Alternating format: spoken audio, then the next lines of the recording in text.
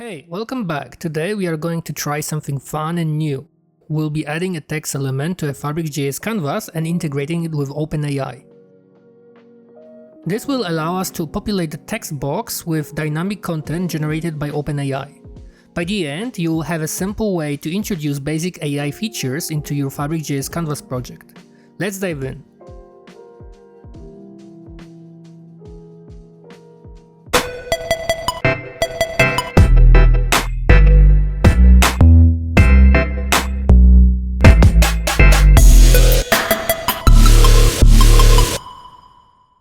First, we need to set up the foundation.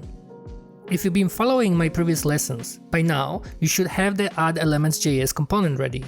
This will serve as a good starting point for our text feature. To add text to the canvas, we need to first import a text box element from the FabricJs library. So, in your code, go ahead and import the necessary elements. Now, we can duplicate one of the existing functions that add a rectangle or a circle to the canvas. This is a great starting point because the logic will be pretty similar. Rename the constant to add text or something similar to reflect what's doing. And we'll add a text box element to the canvas.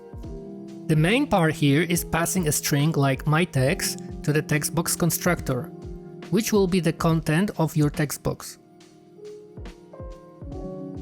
I've defined some default styles here, like font size, fill color, and also set the log scaling flip to true while allowing for scaling on the X and Y axis. By setting editable to true, we enable the user to double-click and edit the text directly on the canvas. Of course, you can also customize other properties like font family, text alignment, and so on. Now, to trigger this functionality, let's add the new icon button that will add a text element to the canvas when clicked. Make sure to import the necessary components for the button and icon from your library. Once that's set up, we can move over to the settings component. This is where we'll define how to control the text elements in the canvas, such as adjusting properties like fill color and opacity. When a user selects a text box on the canvas, we want the UI to update the current properties of the text box in real time. Here's how you can modify the handle object selection function. This function checks the type of the selected objects on the canvas. If it's a rectangle, circle, or text box, it updates the UI to reflect the current properties of that object, such as its color and opacity. And that's it for the basic setup. Now, when you click the icon button, a text box will be added to the canvas. You can adjust the color, opacity, and edit the text directly on the canvas. Now, let's add some cool OpenAI integration. We'll create a server function that communicates with OpenAI and fetches dynamic text data. This will allow us to populate the text boxes on the canvas with the content generated by OpenAI. Before that, we'll need to install a few dependencies like Node.js, Express.js, Axios, Course, and .env. Node.js allows us to run JavaScript in runtime environment, such as virtual private servers, VPS. The render offers a free tier if you would like to test your code in production later on. Express.js is a web framework that lets us build an API to communicate with the frontend. Imagine that Express.js is like a waiter in a restaurant. It takes requests from your website, talks to the server, and brings back the right information. This helps your website and server communicate easily. Course ensures that your server accepts requests from your frontend, even when they are running on different ports or domains. For example, your web app is hosted on myapp.com, but server on myserver.com. Axios is a promise-based HTTP client that makes it easy to send requests to APIs. So basically, it's like delivery service for your website.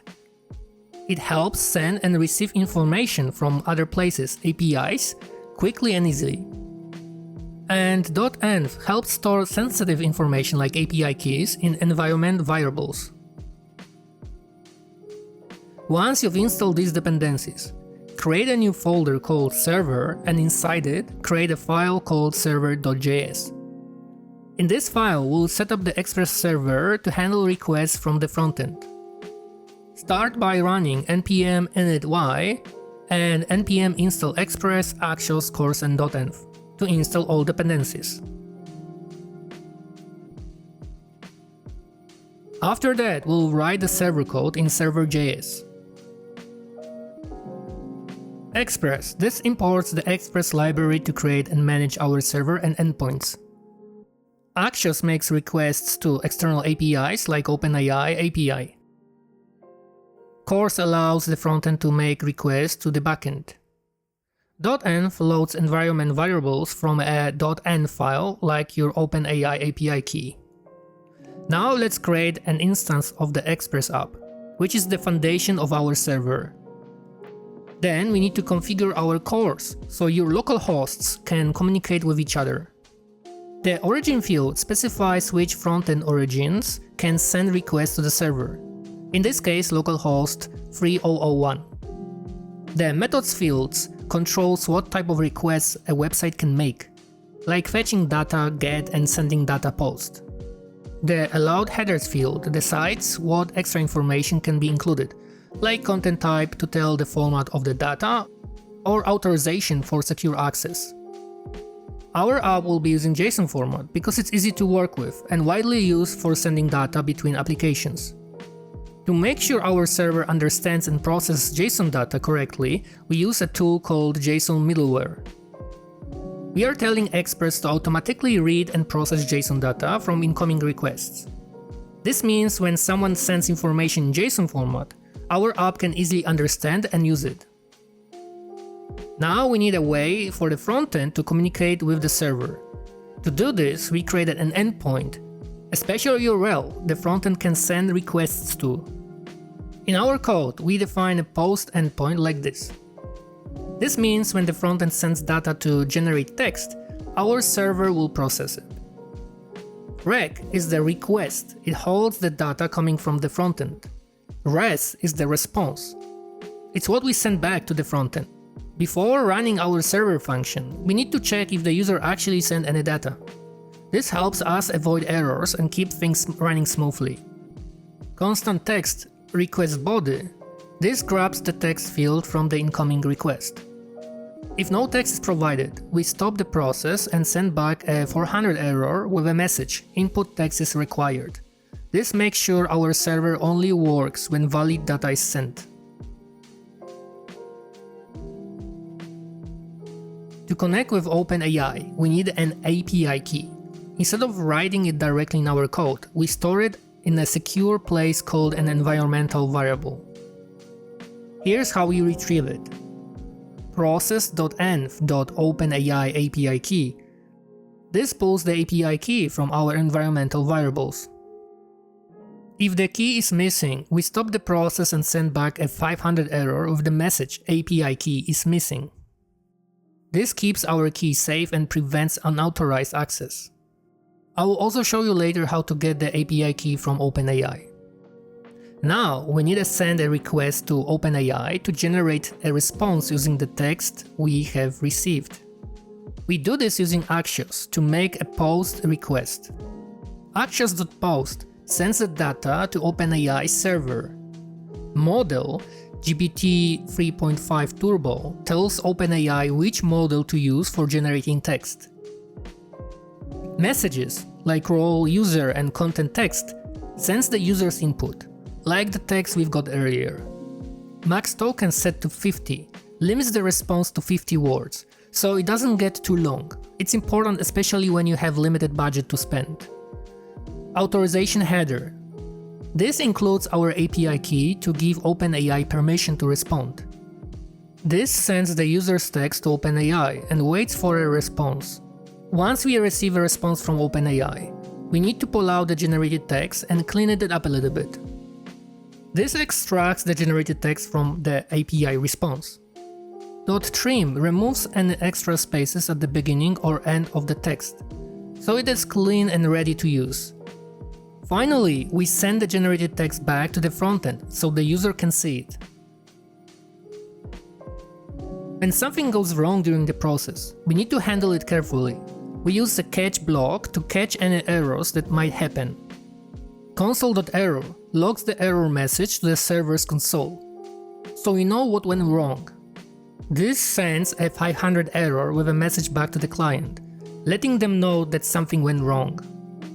This ensures that if something breaks, we can catch it, log it, and let the user know by displaying snack bar or notification in UI. Now that everything is set up, it's time to start the server and make it run. app.listen3000 starts the server and tells it to listen on port 3000. Remember, our server runs on 3000 port and frontend on 3001. So if you use different ports, remember to update this part accordingly. Now let's move on to the frontend code. First, we'll create a new file called FabricJs.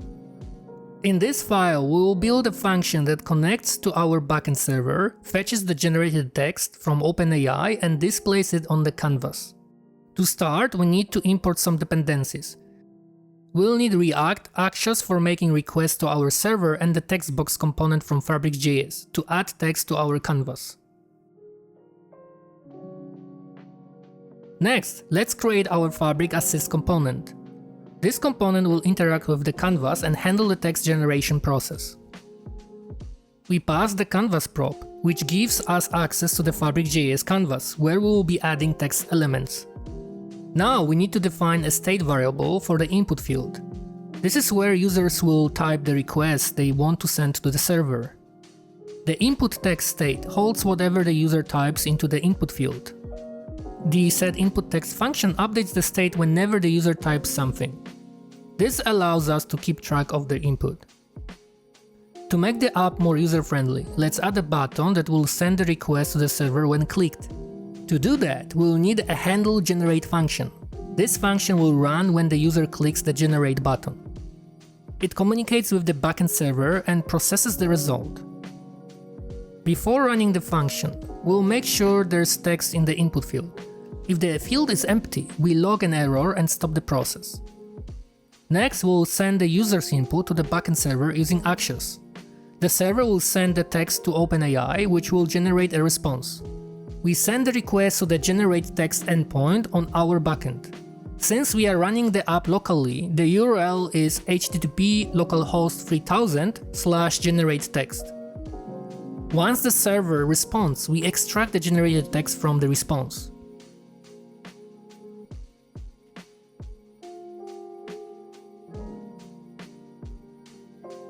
After we have the generated text, we create a text box on the canvas and add the generated text inside it.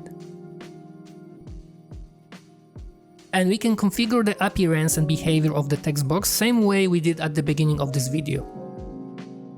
Next, we add the newly created text box to the canvas so that user can see it. To make sure the text box appears right away, we call canvas.renderAll.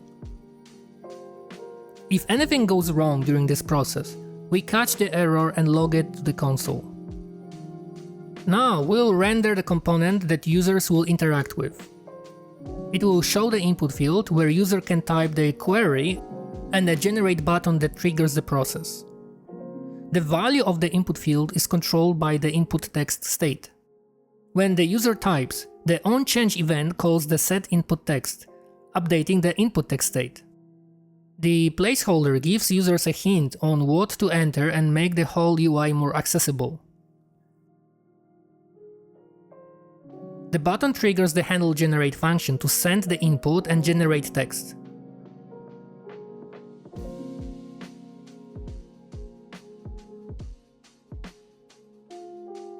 And don't forget to export the component. There's one last step. We'll need to create a .env file to securely store our OpenAI API key. This way the key won't be shared in the code or repositories.